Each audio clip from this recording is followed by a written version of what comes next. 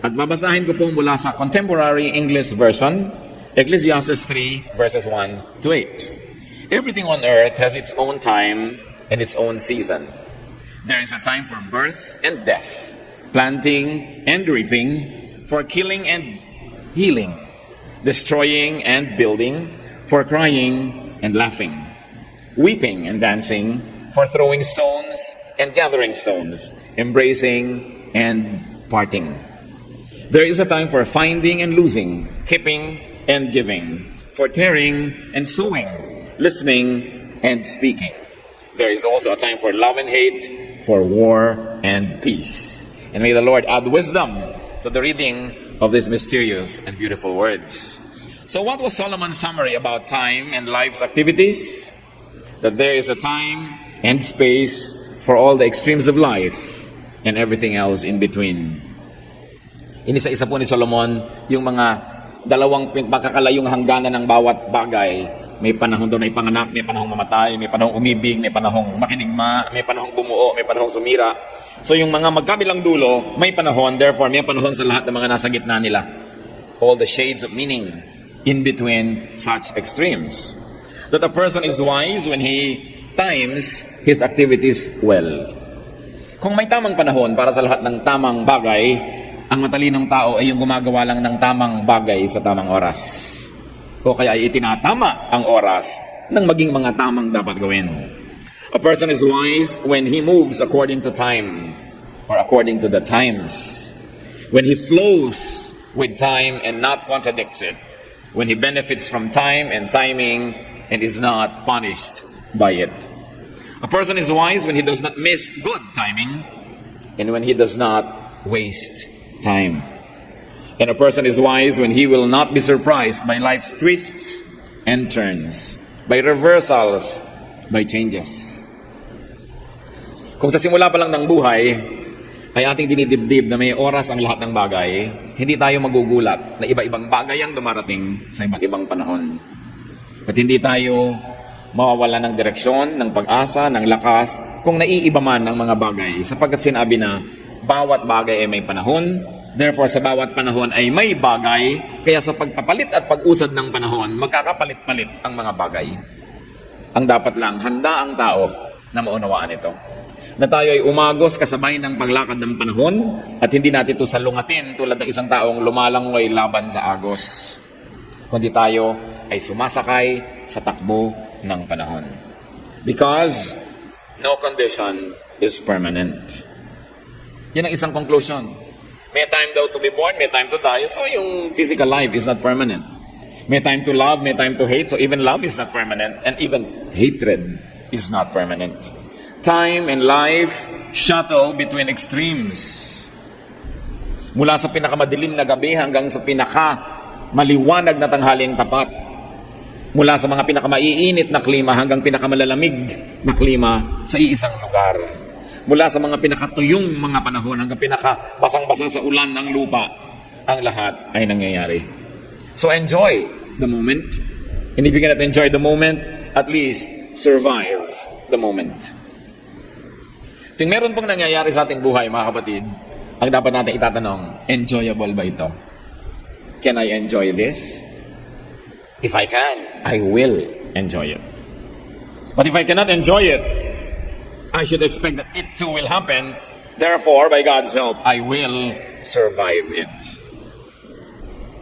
So, ikinakasal ka, enjoy na enjoy ka.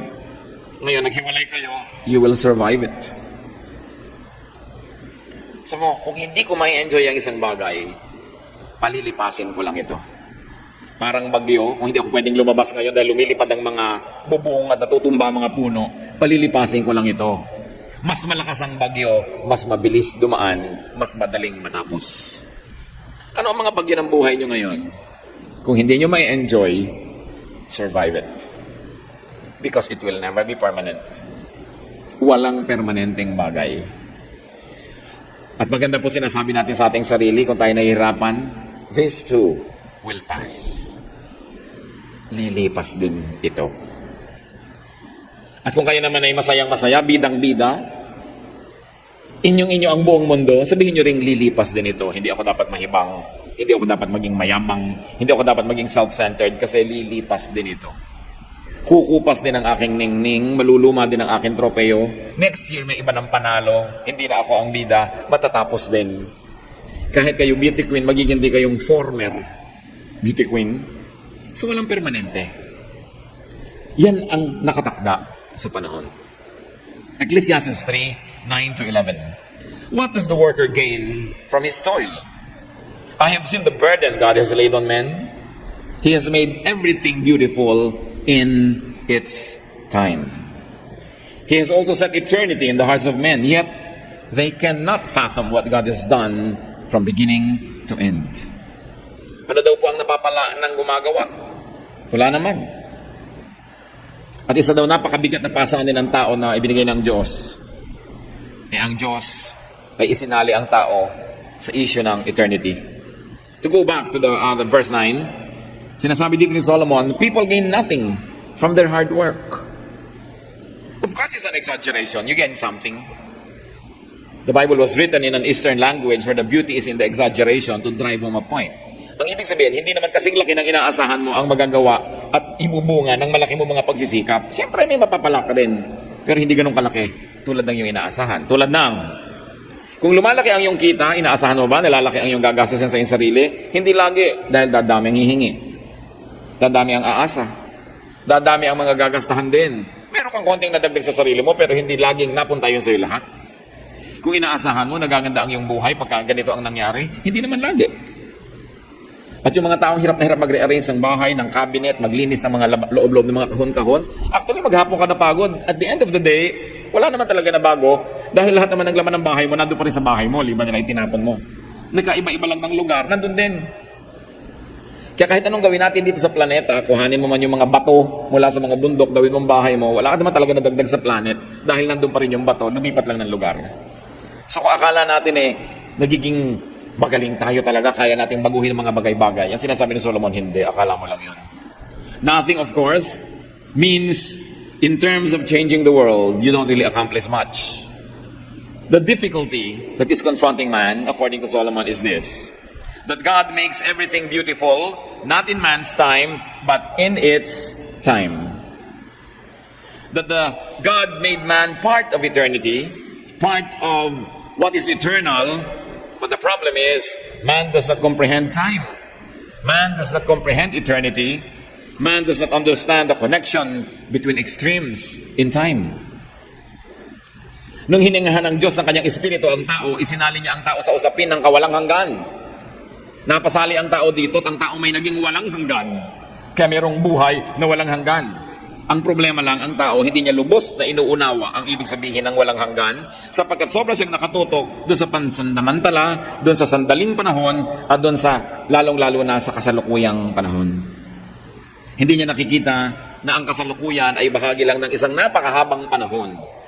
At maaaring ang kasalukuyan ay bunga ng nakaraan, o kaya ang kasalukuyan ay magiging magulang at mag-aanak ng darating pang mga mangyayari sa bukas. And man can find beauty in everything by placing it in time. By appreciating its function in time and in eternity. Anong ibig nating sabihin? Sa sandali na tayo nagdurusa, akala mo napakapangit ng oras na yon. Pero pag tumagal ang panahon, minsan binabalikan mo yung pagdurusa mo. Nung nagdusa ako naging tao. Nung nagdusa ako tumibay. Nung nagdusa ako nagkaroon ng pag-ibig sa aking kapwa. Nung kunaunawaan ng Diyos. Yung pala, suffering is not just suffering because suffering in time produces endurance. Pag yun lang suffering ang tiningnan mo, ayaw mo talaga nun, pero hindi mo kailangan ihiwala yon doon sa pinagmulan niya at sa pupuntahan niya. At pag tiningnan mo the beauty of this everything in its time, then you will not find things to be ugly. That suffering is difficult at the moment, but it produces humility. And humility is going to add a lot of dimension to your life. That suffering produces softness and kindness if you will permit time to temper your experience. Marami pa po mga halimbawa ng isang bagay na habang nangyayari parang hindi maganda, pero pag i-relate na natin dun sa mga darating pang mga panahon at sa mga nangyaring panahon, nagiging maganda. Halimbawa, merong sakit na dumating sa iyo, merong hirap, merong parusa, pero pag tinignan mo, ay bunga ito ng mga kamalian ko noon at nagkakaroon ng balancing act. ang Diyos, ang buhay, then you will know, well, it is right for me to suffer. I deserve this. At pag tayo naghihirap, yun pala, nag-aaral ka, review ka ng review, hirap na hirap ka, pero darating ang panahon, napapasa ka, at magkakaroon ka ng enjoyment na yung career, na sabi mo, tama, ang nagpapasa sa akin, yung paghihirap ko doon, ang pag-aaral. Ang nagbigay sa akin ng success, yung pagpipigil ko sa takot-takot na pag-ibig na kumakatok sa aking puso. Kahit walang nagte-text sa akin, mabuti pa ang kalendaryo, may date na wala. Pero yung pala, dahil doon, nakatapos ka agad, nag-succeed ka, so sasabihin mo, yung paghihirap ko na yan, ito ngayon yung bunga. If you're going to look at an incident only in its limited time, you will probably complain. But what did Solomon say? God makes everything beautiful in its time. May panahon yan ng pagbubunyag kung bakit sa maganda. Tulad ng bagyo. Parang pangit pagka lumilipad ang bubong mo, nababasa ka o lumulubog ka sa baha. But storms renew, refresh, and restore the earth. Yung mga mahihinang mga sanga na lalaglag, napuputol para mapalitan ng bago, at yung mga punong mahihina na hindi naman dapat silang nandoon, nabubunot. At sa pagdating lang ng panahon, ilang linggo lang o buwan, may tumutubo ng bago doon, na hindi sana makakatubo yon kung hindi nabunot yung dating nakatirang puno doon. So you say, well, in its time, even a storm can be nice. Loneliness can be beautiful because loneliness remembers what happiness forgets. Failure humbles, challenges, and redirects. And therefore, failure can lead to success. Even death can be painful, but it leads to rebirth. And you do not enter eternity unless you pass through the door of physical death. So ano ang pangit sa buhay? Wala. Kung titingnan mo siya sa relasyon niya sa buong paglakad ng panahon. The Lord made everything beautiful in its time. But for us to see beauty, we have to extend our gaze and to look beyond the here and now. At hindi mahirap gawin para sa ating mga tao yan, mga kapatid, dahil isinali tayo ng Diyos sa eternity. Eternity was written in our hearts. Eternity was breathed into us by the Spirit of God. And therefore, do not just be mortal because we are immortal. Do not just limit your gaze and your attention to what is here and now, but see what its effect will be in the future. Kaya yung mga taong naghihirap para magtanim ng maganda ay hindi nagdurusa yan, hindi yan nagrereklamo at hindi nasisiraan ng loob, sapagkat alam niya, yung paghihirap sa pagtatanim, may kasunod yan na saya sa pag-ani. Pero yung nagsasaya sa pagtatanim ng masama, dapat din niyang isipin na darating ang ani ng masama. Sapagkat ang panahon ang nagpapantay-pantay sa ating lahat. Ang panahon ang nagbibigay sa lahat ng direksyon. And it is time that really puts all of us on the same plane. It's only a matter of time. Ecclesiastes 3:14-15. I know that everything God does will endure forever. Nothing can be added to it and nothing taken from it. God does it so that men will revere Him. Whatever is has already been, and what will be has been before, and God will call the past to account. Nakita po natin na paikot-ikot ang panahon, ang nagbalik ay bubuhayin muli. Ang mga nakaraan ay tutuusin muli. Kaya huwag niyo sasabihin na, ay, nakalusot na yung mali niya, sapagkat ibabalik ang panahon. Babalikan ang panahon ng Diyos. At ang lahat ng liko ay itutuwid. At ang lahat ng di tama ay itatama. God's works and God's creation are characterized by completeness, by permanence, by constancy, and by recurrence. At ano naman ang mangyayari? Bakit ganon? So man will revere God. Nilikha ng Diyos ang lahat ng bagay na wala nang pwedeng palitan, wala nang pwedeng baguhin, at ang tao ay huwag maging mayabang at huwag siyang lumabas sa pagpapala ng Diyos. So that man will stay in his relationship with God. And what is rebellion? Rebellion and disorder are defined as usurping legitimate authority or going out of one's place or orbit. No one creates. We can only recreate. No one creates. We can only rearrange. We can only reorder. What do we mean? Ano bang maidadagdag yung notes sa Do, Re, Mi, Fa, Sol, La, Ti? Halos ang lahat ng Western music na kinumpose, at marami ring Eastern music, paikot-ikot lang doon. Can you imagine how many songs you can create of Do, Re, Mi, Fa, Sol, La, Ti? Yung tono lang na yun. Nakatungtong na doon lahat ng tono. Gaano karaming words ang pwede nating makreate sa A, B, C, D, E, F, G up to Z? Ilang letters lang yan? 26 letters ba yan sa alphabet? Ilang words ang magagawa natin? Ilalagay mo yung A, susundan mo ng B, tapos lalagyan mo ng C, lalagyan mo ng O, ibang word na yon. O ang unahin mo, lagyan mo ng N, lagyan mo ng LY, ibang word na yon. Pero may invento ka bagong letra. Bukod dun sa nilikha na ng Diyos para sa iba't ibang mga kultura at wika. Meron pa ba tayong kulay na maiimbento bukod dun sa laman ng basic color chart na ang lahat ay nasa gitna na nun, all the shades of color? May maiimbento pa ba tayong bagong shape bukod sa bilog, triangle, rectangle, lahat-lahat ng yan? So kaya lang nagkakaroon ng mga bagong imbensyon, lalagay mo yung bilog dito, lalagay mo yung triangle doon, iniiba-iba mo lang ang kombinasyon. Pero wala ka naman talagang iniimbento. You don't create, you only recreate and rearrange. At yung mga taong tinatawag na creative, hindi talaga sila nagkikreate. Wala ka makikreate na bago. Kahit yung mga bagong recipe, nanggaling lang yun sa mga dati ng mga sangkap, iniba lang ang timpla at proportion.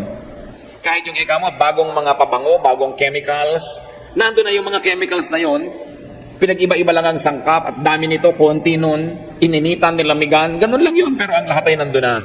Sapagkat ang nilikha ng Diyos ang buhay, nang nilikha ng Diyos ang mundo, on the seventh day He rested, because His work was finished. Nagawa na lahat. Kaya ang mahalaga ngayon ay dahil sa ating pag-iisip, pananalangin ay bumubukas ang maraming mga bintana ng ating kaisipan at nakikita natin yung nandun na dati pero hindi natin nakikita dati. And that is what you call enlightenment, realization. Lahat ng karunungan ay nandyan na. Ang tanong lang ay, alam mo ba yun o hindi? At paano mo kinukombine ang karunungan para gumawa ka ng isang buhay? Napakahalaga. But nothing is, and nothing can be new beyond God's original creation. Mga sama-sama at sari-saring observation ni Solomon na isa-isa rin nating sinusuri sapagkat sunod-sunod na lumabas doon sa chapter na binabasa natin. Kumisan related sila sa isa't isa, malinaw ang relasyon, kumisan man hindi. Pero may relasyon din yan kung ating aarokin. Ecclesiastes 3:12-13. I know that there is nothing better for men than to be happy and to do good while they live, that everyone may eat and drink and find satisfaction in all his toil. This is the gift of God. So matapos siya magreklamo na marami daw hirap na inilagay ang Diyos sa tao, hindi maunawa ng tao yung pangkawalang hanggan, marami siyang hindi maunawaan, pero sabi niya, pero may mga madali ring maunawa. Kami ganun. Ito ang dapat gawin. That man should react to and live with such reality by striving to be happy and to do good within the system. Yan ang ibinigay, itinakda ng Diyos. Ito na ang rule ng chemistry, ito na ang rule ng physics, ito na ang law of biology, ito na ang law of the movements of the planets.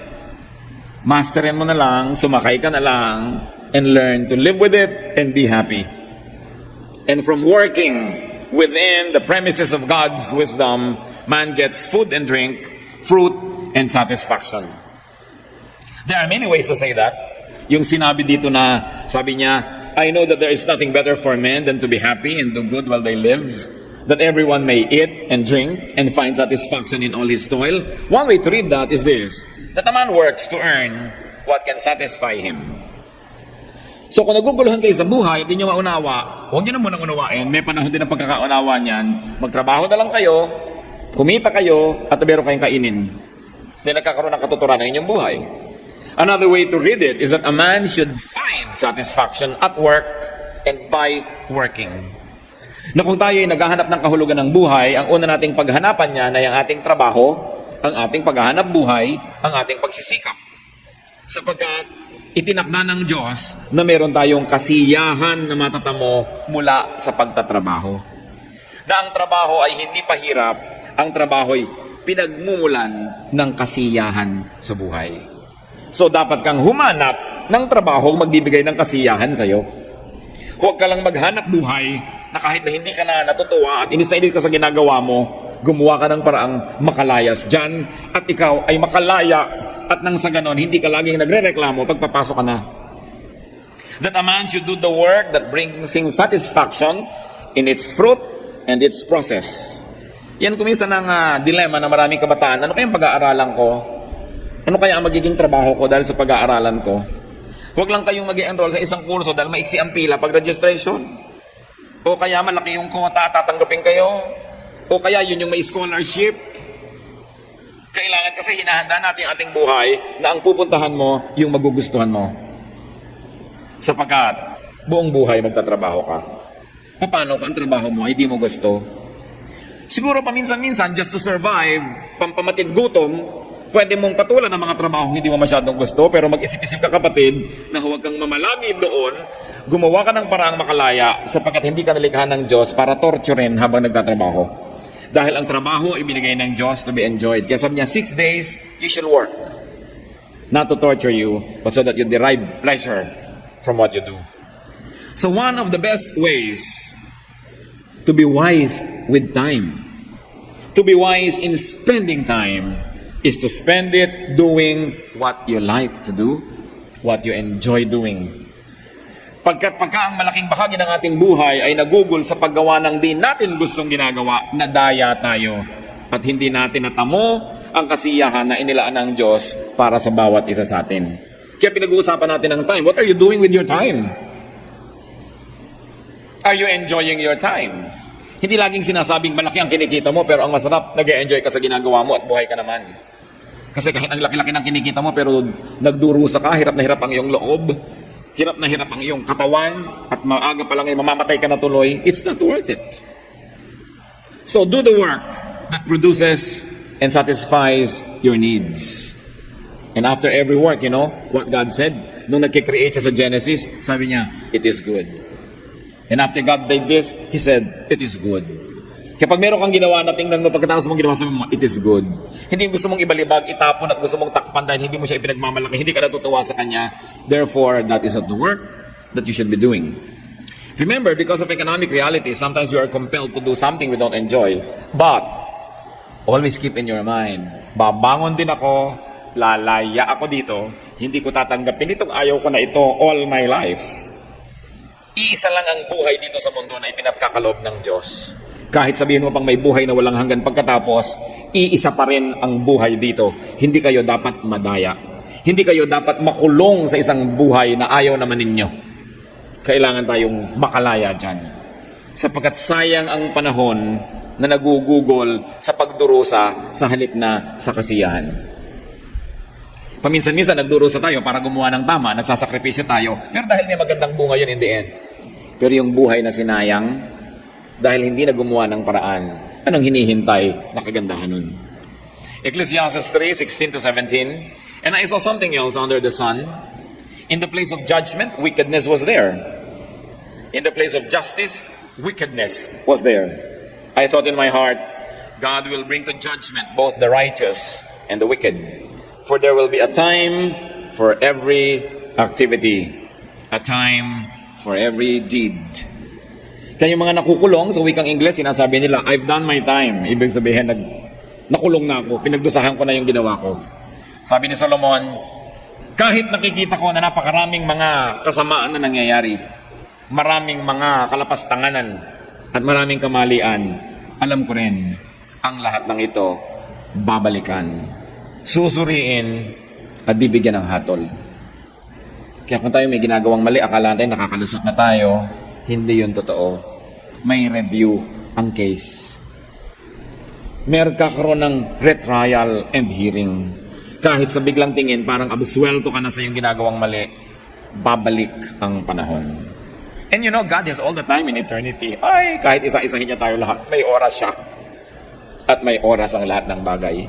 Kaya mabuti na mga kapatid, gumagawa ka ng mabuti kasi habang dumadaan ang panahon, matutuwa ka dahil darating na rin yung panahon ng review, darating yung panahon ng trial and hearing, at muling mabubuklat ang mga mabuti mong ginawa. Kesa sa habang dumadaan ang panahon, natatakot ka na magkabuklatan dahil meron kang dapat itago. Yung gumagawa ng mali, isa pa yan na pagsasayang ng panahon. Bakit po?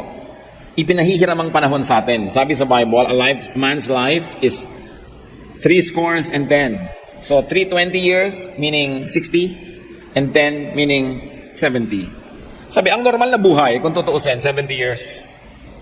Although hindi lahat umaabot doon at meron namang hindi lahat ay nagwawakas doon, lumalampas pa, pero hindi ka naman siguro magiging 170. So pwede ka maging 80, 90, 95, 99, tama na. Gusto pa mag 100. Pero ang point, maiksi pa rin yun.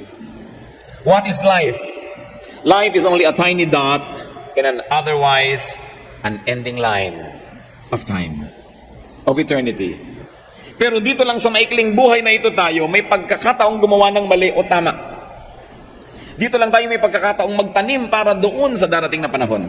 Dito lang tayo may pagkakataon na gumawa ng mga bagay na re-reviewin habang panahon. In other words, the record and status we will have in eternity is determined by these few days that we're here. So ang paggawa ng mali ay pagsasayan ng pagkakataon. Dahil pagkakataon na ang bawat oras para pataasin ang ating kalagayan, yung score natin, kung gusto niyong sabihin na score, para pagandahin ang itinatanim natin. Tapos magtatanim ka pa ng pangit, bubuklatin din naman yan, sinayang ang panahon. Kaya dapat lagi, sinasabi natin, I like to respect time. I will do the maximum good I will do and I can do because my life is short. And only this side of eternity will I be able to invest for the other side. Pag nandun ako, tapos na yun. Yung performance ko dito sa earth, yun na yun forever. Hindi na kayang palitan. Parang kung ano yung performance nyo nung elementary, hindi nyo na mapapalitan, yun talaga yung grade nyo. Kung anong performance nyo nung college, yun na talaga, hindi na kayang palitan kahit ano pang gawin mong pagsisirko-sirko. So, yung performance natin dito sa mundong ito, yun na yun. So don't waste time. Solomon observed that there is much injustice and wickedness in life.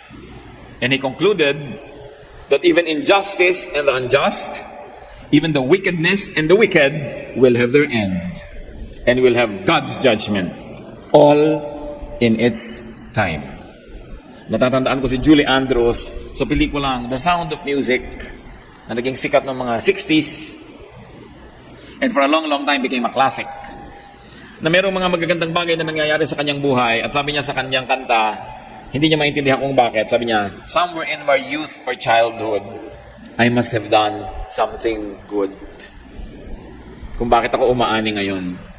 At kung minsan man umaani tayo ng pakla, ng pait, ng mga hindi magagandang bunga, baka may ginawa rin tayong mali. Kasi lahat ng ginagawa natin naka-register. And whenever you do something wrong or something right, you actually turn on a machinery that never stop working like a factory until its product comes out at the end. So pag may ginawa kang mali, i-on mo ang isang makinarya, meron niyang gagawing produkto, hindi yan titigil hanggang hindi lumalabas yung bunga at aanihin mo yun doon sa dulo. Pag may ginawa ka ring tama, aandar din yung makinarya na yan at meron ka ring aanihin. Kahit kailan, hindi pinagsisisihan ang paggawa ng mabuti. Sa katunayan, ang paggawa ng mabuti ang pinakamatalinong paraan ng paggugol ng panahon. Ecclesiastes 3:18-21, I also thought, as for men, God tests them so that they may see that they are like the animals. Man's fate is like that of the animals. The same fate awaits them both. As one dies, so dies the other. All have the same breath. Man has no advantage over the animal. Everything is meaningless. All go to the same place. All come from dust. And to dust, all return.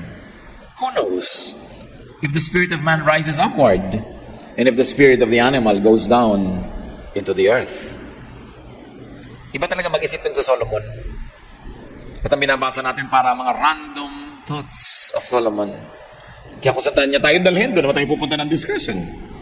And Solomon's observation about men and animals is this: they are similar. That they both live and then both of them die. They both decompose and return to the ground. Sabi niya, who knows for sure what happens to each one of them after each one dies? Napakarami siguro mga application ng katotohanan na yon. One is to be humble, to be down to earth. But one very practical application, do not oppress animals. Sabi ni Solomon, pareho lang kayong mamamatay. Pareho lang kayo magiging lupa. So maging mabuti ka kahit sa mga hayop. Sapagkat ang Diyos ay mabuti sa kanila. It's grounding us. It's giving us humility. It's teaching us to deconstruct our notions about our self-importance. And Solomon is saying, huwag kang mayabang. Yung daga, yung pusa, yung pagong, yung paru-paro at butiki at ikaw, pare-pareho lang tayong mamamatay. So dapat iniisip mo ang mga bagay na yan. Ecclesiastes 3:22. So I saw that there is nothing better for a man than to enjoy his work because that is his lot. For who can bring him to see what will happen after him? Pabalik-balik po si Solomon na sinasabi, konting bagay lang ang mahalaga at isa dyan, mag-enjoy ka sa iyong ginagawa. Solomon's conclusion about life, and for our discussion now, a man should enjoy his work. A man should enjoy his present. A man should enjoy his time because he does not know what is ahead. Ang lahat ng malalasap niyong kasiyahan, lasapin niyo na. Huwag niyong tagalan ng tagalan. Huwag niyong tikisin ng tikisin ang inyong sarili dahil hindi niyo alam kung buhay pa tayo bukas. Yung mga iba, sobrang pagtiti sa sarili. Sabi, hindi bali, babawi din ako. Eh, yung pala, gumraduate ng bigla. Hindi na nakabawi. Dapat, lagi ko nga pong sinasabi, bawat oras may bakasyon ka na ilang minuto. Bawat araw, meron kang bakasyon na ilang oras. At bawat linggo, may bakasyon ka malang na isang araw. Bawat buwan, may bakasyon kang ilang mga araw. Bawat taon, ilang linggo na bakasyon. At kung dumating yung grand vacation mo and enjoyment na 3 buwan na sunod-sunod, salamat. Pero hindi man yung dumating, hindi ka na nalugi. Bawat araw, regalo ng Diyos. At hindi obligasyon ng Diyos na bukas, bigyan ka na naman niya ng isang araw. So habang inireregalo ng Diyos, lasapin natin sapagkat mabuti ang Diyos. At ganun din yun mga kapatid, payagan natin ang ating kapwa na lasapin din niya ang sarap ng isang araw, ng isang linggo, ng isang buwan. Lalong-lalo yung mga tao nasa ilalim ng ating kapangyarihan o influensya, let's allow them, let's permit them, let's enable them to enjoy life and to enjoy work. Sapagkat ang buhay, hindi natin alam kung kailan binabawi. Ang mahalaga, pag binawi na, hindi ka nagsisisi. Hindi ka puro unfinished business. James 4:13-16. Now listen, you who say today or tomorrow we will go to this or that city, spend a year there, carry on business, and make money. Why? You do not even know what will happen tomorrow. What is your life? You are a mist that appears for a little while and then vanishes. Instead, you ought to say, if it is the Lord's will, we will live and do this and that. As it is, you boast and brag. All such boasting is evil. Kayabangan pala yun, yung magplano ka. At the end of the year, magka-grand vacation tayo. Yabang, hawak mo ba yung end of the year? So ang sinasabi natin, kung loloobin ng Diyos at buhay pa tayo, at papayagan niya tayo, yun ang gagawin natin. At bakit mahalaga po na laging sinasabi kong loloobin ng Diyos? Kasi naipapaalala natin sa ating sariling maaaring hindi niya loobin. Na maaaring walang bukas, tapos na. So dapat, ginagawa natin ang mabuting dapat gawin sa iba at sa sarili. Sapagkat hindi natin alam kung ano ang mangyayari bukas. 1 Corinthians 10:31, so whether you eat or drink or whatever you do it all for the glory of God. You see, you're eating, you say, I'll enjoy it for the glory of God. Because God is good to provide me with such nice food. Natutulog ka, so I'll sleep with feelings and enjoy it. Bakit po mali ang buhay ng maraming tao? Sa oras ng tulog, hindi natutulog. Kaya sa oras ng gising, dun aantok-antok. Baligtad ang panahon. Ang gabi ginagawang araw, ang araw ay ginagawang gabi. Kaya hindi na magtama-tama ang buhay. Magpipiknik, ang dami-daming ginastos, hirap magpipiknik. May nasabi lang na mali yung asawa o yung kapatid, magtatampo na, magdadabog-dabog piknik. Panahon ng pagsasaya yun, ba't ka gumagawa ng lungkot? Kasalan, ngalngal ng ngalngal yung nanay, ayaw kasi sa magiging manugang. No? Pagkakasalan na, ayan na, mahalin mo na, tanggapin mo, dahil wala nang magagawa. Kitang-kita mo sa mga video, mukhang bakoko yung nanay. Naku, ganun. Alam nyo yung bakoko, yung isdang nakasimangot? Tuloy lahat ng picture, nahihiya siyang tingnan. Pag naman nagkaapot, nagkaganyan, mahal na mahal natin yung manugang kung lumaon. Mamahalin mo rin lang, agahan mo na. Kasi hindi mo na naman maiiwasan yan. Maraming mga tao, hindi marunong mag-timing. Magtatrabaho, oras ng trabaho, lakwatsa ng lakwatsa. Oras yun ng trabaho. Naiinis at nagtatrabaho, at tanggalan mo naman trabaho, iyak-iyak. Pila na naman dito, pila dun, parang bubuyog, laging nasa beeline. Bakit hindi kung oras sa ganon-ganon? Oras na masaya kayo mag-asawa ko minsan, lalabas kayo, birthday niya, birthday mo, magtatampo si babae, maghapon ng ayaw kumain, ang mahal-mahal ng pagkain, hindi makain. Oras ng kainan yun, ba't ka magmumukmuk? In other words, itama-tama ang arte sa panahon. Don't spoil your fun and people's fun just because of your moods. You know, moods can be disciplined. Yang mood, arte lang yan ng tao. At mas may makapangyarihan, mas nabibili ang arte, mas dumadami yung mood. Hindi nyo ba napapansin yun? So kailangan sabihin nun, I'll cooperate. This is a time to be happy. It's a time for loneliness, for instance. Yung iba naman, kung kailan nasa lamay, dun ngis-ngisan ng ngis-ngisan, hampasan ng hampasan. Gusto mong pandilatan na lamay ito. Wala sa lugar. Ang mga estudyante, oras ng klase, nasaan? Nasa mall. Kaya sa oras ng graduation, nasa mall pa rin. Hindi kasali. Inuna yung saya, kaya mamaya sa panahon ng saya ng mga classmate yung nagdusa, siya naman ang nagdudusa. Binabaligtad. Kaya natin pinag-aaralan yung Ecclesiastes, mga kapatid. Matuto lang tayong sumabay sa hinihingi ng panahon. Marami tayong mga lungkot na mawawala. At marami tayong mga kasiyahan na dapat ay malalasap. Sabi, ano man ang ginagawa mo, ariin mo na yan ay regalo ng Diyos. Mahalin mo yung ginagawa mo, enjoyin mo yan. Sapagkat wala ka namang magagawa, ginagawa mo rin eh. Merong mga nagtatrabaho, hinahampas-hampas yung makinang ginagawa. Kakainis itong ginagawa ko. Mahalin mo ang ginagawa mo. At kung talagang ayaw mo yan, gumawa ka ng paraan, gumawa ng iba. Because you do not glorify God by not enjoying what you do. Sasabihin mo, hindi ko naman maiiwasan, naging kontra ko na to, gagawin ko to ng 6 months, gagandahan ko yung mood ko, gagandahan ko yung trabaho ko, at ituturing kong ginagawa ko ito para sa Panginoon. At pag ginawa natin yon, mga kapatid, kung sa una man ay ayaw nyo, siguradong mapagpapala tayo at makakakita kayo ng kasiyahan. Colossians 3:23, whatever you do, work at it with all your heart, as working for the Lord, not for men. Sa biglang tingin at nakakadaya, akala natin we are working for men kasi may supervisor, kasi may manager, kasi may mga amo tayo na nagbibigay sa'yo ng parusa o gantimpala. Pero hindi naman talaga sila ang umimbento ng trabaho. Ang Diyos ang umimbento. Nung creation, sabi niya, 6 days you shall work. You will always work because that is how I will bless you through your work. That's how you will find value. That's how you will create wealth. That's how you're going to be amused and entertained. That's how you're going to be fulfilled. You're going to work. So whatever work you find to do it as unto the Lord. Then you will never waste time. Aming Diyos, salamat sa mga paalala niyo sa amin. Kung meron po kami mga pagkukulang sa panahon, ituro niyo sa amin. Kung may mga tama kaming dapat gawin na hindi namin nagagawa, imulat niyo po kami. At kung mayroon naman kaming maling ginagawang dapat ay tigilan, turuan niyo rin po kami. O kaya Panginoon, kung meron kaming ginagawa na wala sa panahon, matuto po kaming maghintay. Lord, this is something that we cannot teach one another, but only you can teach us. Correct timing. Teach us. Teach us. Patuloy tayong magbulay-bulay.